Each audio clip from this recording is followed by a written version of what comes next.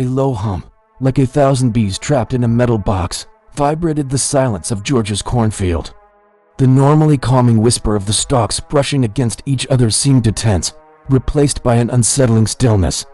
George, hauling a dented metal bucket of feed towards the barn, paused. Rufus, his kelpie cattle dog, whined and pressed against his leg, for bristling. "What's wrong, boy?" George muttered, peering into the endless rows of corn. Moonlight, diffused by the leaves overhead, cast long, eerie shadows.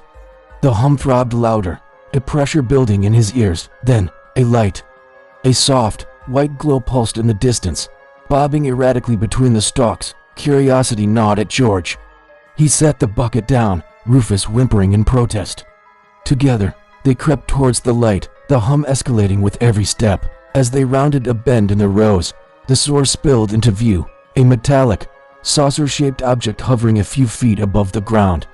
Light emanated from a seam running around its circumference, casting an sickly, otherworldly glow on the surrounding corn. Two figures emerged from the craft, short, barely taller than George's knees.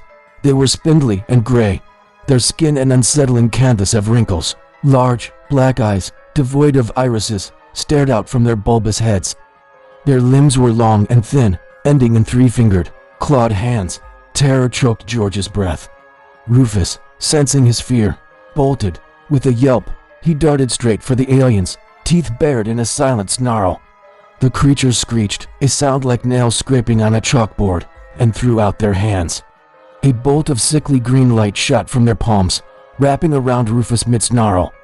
He yelped once, a high-pitched sound that cut through the night, then went limp, paralyzed by fear.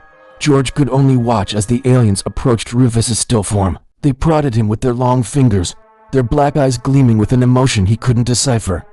Then, without warning, they turned towards him. George stumbled back, adrenaline flooding his system. He may have been a simple farmer, but he wasn't going to just stand there. But before he could even consider running, another green bolt flew from the creature's hands. The world dissolved into a haze of white-hot pain. The next morning, the cornfield was eerily silent. The metallic bucket lay overturned on the ground, its contents spilled. A lone dog leash dangled limply from a nearby stalk. The saucer-shaped craft was gone, leaving no trace but a single, scorched patch of earth and the horrifying knowledge that something alien, something terrifying, had visited George's farm that night. Please subscribe for more.